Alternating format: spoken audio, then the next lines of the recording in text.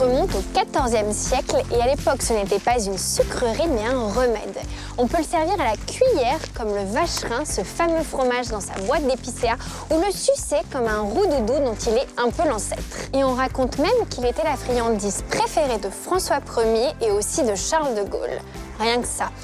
Aujourd'hui, la gourmandise dont nous allons découvrir tous les secrets, c'est le Cotignac d'Orléans.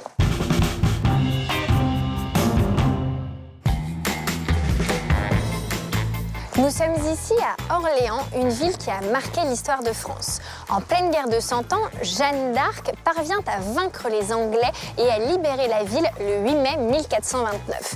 La pucelle d'Orléans, qui finira sur le bûcher, en devient alors son héroïne. Et c'est à la Maison Ruelland que j'ai rendez-vous avec son chef Gabriel pour tout savoir sur le Cotignac.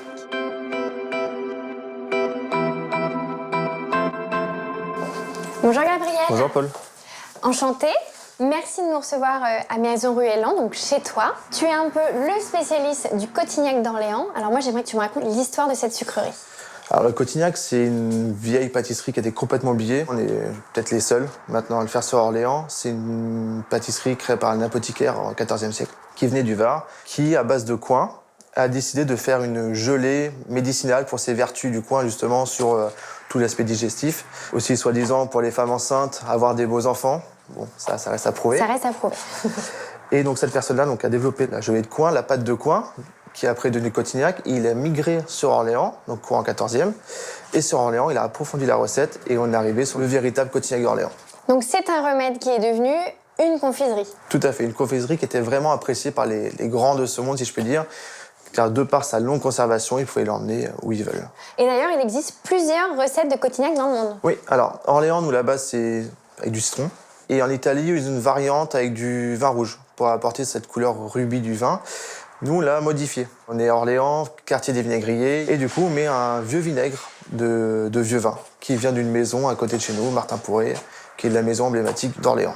On a un produit finalement qui est vraiment représentatif de la région, puisque tu allies du coup le Cotignac d'Orléans, qui est vraiment spécifique d'ici, avec un vinaigre aussi de la région. Tout à fait, c'est ça.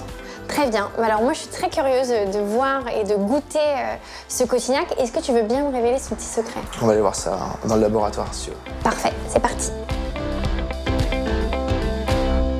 Gabriel, moi, c'est mon moment préféré, c'est le moment de la recette. Alors, on va faire ce fameux Cotignac. De quoi avons-nous besoin? Deux coings, l'élément de base, de l'eau, du jus de citron, du sucre et du glucose. Et ici, le vinaigre. Quelques petites précisions sur le coing. Oui, alors le coing ne se mange pas cru. Il faut vraiment le cuisiner. Et nous, on l'utilise donc du coup pour nos Cotignacs de octobre à décembre. Voilà, donc c'est vraiment un fruit de saison qu'on utilise pendant l'hiver et qu'on va apprendre à cuisiner maintenant. Tout à fait. Alors, par quoi tu commences? Donc, on a mis de l'eau. Pour 1 kg de coing, on met 700 g d'eau. D'accord. Et après, les coings, on les coupe grossièrement.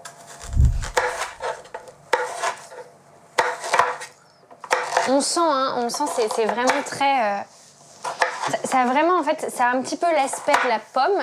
Ça sent un peu comme la pomme, mais alors en termes de goût, ça n'a rien à voir.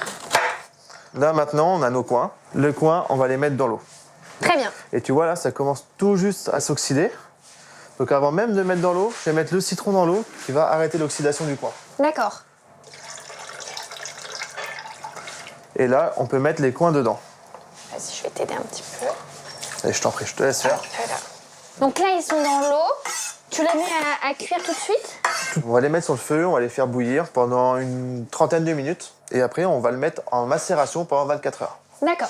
Alors, pour la petite info, quand on dit qu'on va faire macérer quelque chose, notamment des fruits, ça veut dire qu'on les laisse se dégrader dans un liquide pendant une période plus ou moins longue, donc ça peut être 24 heures ou plus de temps. Mais je te rassure, j'ai fait une préparation hier, donc la macération est déjà faite, comme ça on gagnera du temps.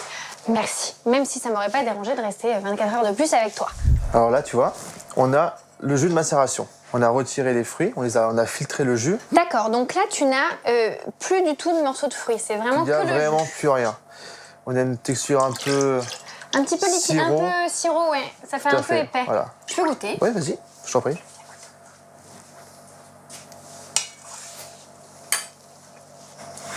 C'est vraiment très bon. Le coing, c'est quand même très, très fort en goût. C'est un peu comme une pomme, mais un peu la pomme Canada qui est vraiment assez forte. Et puis il y a vraiment des touches un peu florales derrière. C'est vraiment très bon. Donc maintenant, on va ajouter le sucre et le glucose. Et on va aller cuire cette infusion avec le sucre et le glucose, un peu comme un caramel.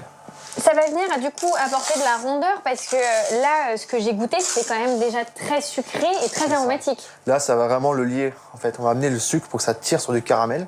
Et c'est ce qui va lier notre pâte de coin.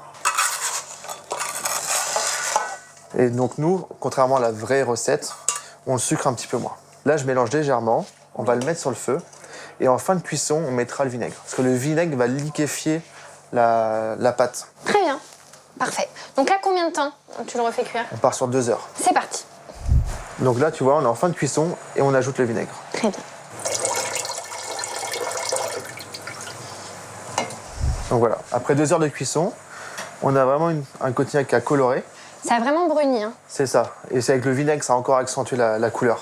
Très bien, donc là on coule. Tout à fait. Faut que ça aille vite, ça gélifie assez rapidement. Il faut une journée entière. C'est beau, hein, ça a une jolie couleur. Hein. Et là maintenant, on laisse reposer 24 heures sans le couvercle. D'accord, donc à l'air libre. C'est ça. Très bien. Bon, bah parfait. Bon, bah on attend.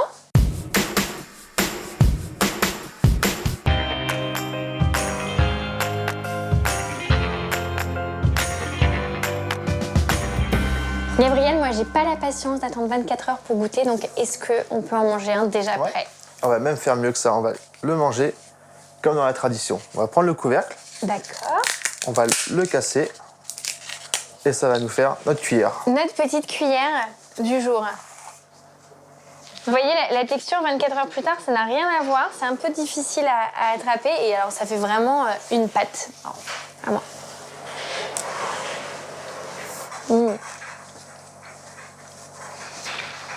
Alors déjà, la texture, c'est vraiment très agréable. C'est très doux.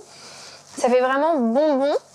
Et alors, on a vraiment le côté aromatique du coin qui est vraiment prononcé. C'est vraiment un goût particulier, le coin. Si vous ne connaissez pas, je vous invite vraiment à goûter. C'est comme une pomme, mais en beaucoup plus floral, aromatique. Et c'est excellent.